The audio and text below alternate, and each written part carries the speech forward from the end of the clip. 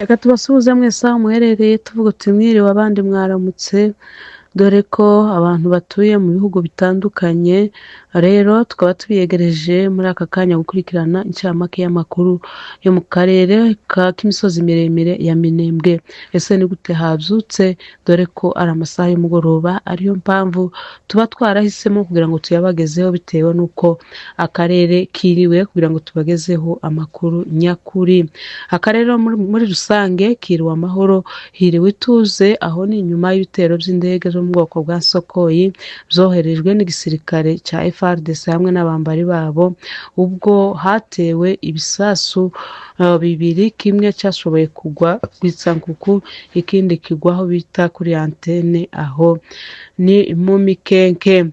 Rero andi makuru ahangayikishije abaturage b'imisozi miremire ya Minembwe ni ku bijanye n'ibyo bakenera bya buri munsi bitunga imibiri yabo ya buri munsi, aho twavuga umunyu, isabune, amavuta ndetse n'ibindi tutabashije kuvuga.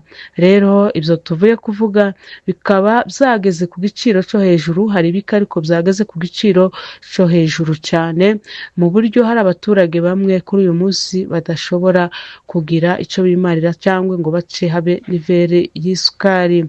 Aho ni nyuma rero abo bagizi ba nabi se cyangwa abo batifuriza abaturage bo mu misozi miremire amahoro, igihe bahagarikaga abaturage bavuga bati ntidushaka ko muzongera kunyura aha hantu, aho ni mu Mikarati mwerekeza ku Ndondo muja kuzana ibibatunga.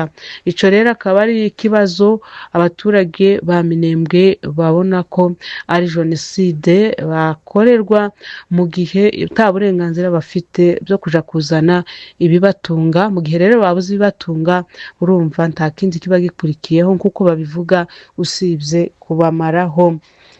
Rero ibyo bicuruzwa bikaba byagiye ku giciro cyo hejuru cyane, aho twavuga umunyu, aho inzira yo ku Ndondo yari yabonekeye wari ku bihumbi 25, uyu munsi ukaba uri ku bihumbi 40-45. Ikiro cy'isukari rero mbere ho cyari ku bihumbi 25, kuri uyu munsi ni ibihumbi 50. Itija y'isabune mbere aho yari ku bihumbi 25 kuri 20, ubu nyine ikaba igeze ku bihumbi 45.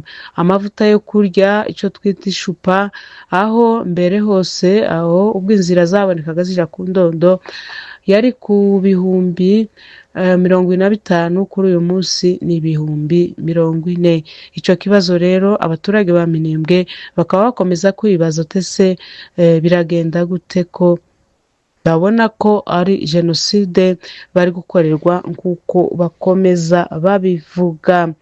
Rero reka tuve mu misozi miremire ya Minembwe twerekeze Uvira, aho twabonye hari inkuru ikomeje gucicikana ku mbuga ivuga ku bijanye n'intambara yabereye Uvira ejo hagati ya Wazalendo na FARDC, ariko abantu bagiye babyandika ugutandukanye. Rero tukimara gutohoza inkuru neza, reka tubahe amakuru nyakuri ya Bira uko byari byifashe. Nyuma rero y'iyo ntambara haje kugaragara ko hapfuye abantu 4. Abo bantu rero akaba harimo abazalendo 2, umumotari umwe umusivile ndetse n'umusirikare umwe wa FARDC.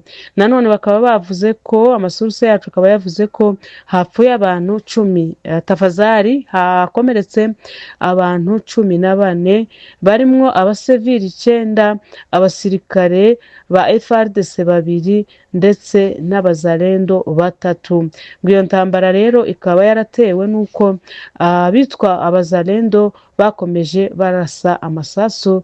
Abantu rero bakaba baribaza gutese ayo masasu n'ayiki atera abaturage ubwoba. Ibyo rero cyahise gikurikiraho niyo mirwano hagati yabo na FARDC yaje kuvamo impfu ndetse n'inkomeri zitari nkeya. Rero abaduteze amatwi bakunzi bacu, akaba ari aya makuru twabateguriye ku mugoroba w'uyu munsi wa kane. Tukaba tubashimiye mwese abakombeje mudutega amatwi kandi tubizeze ko tuzahora tubaha amakuru nyakuri yo mu karere, dore ko tuhibereye turahababereye. Murakoze, andi makuru tuzayabagazaho ejo na kabiri.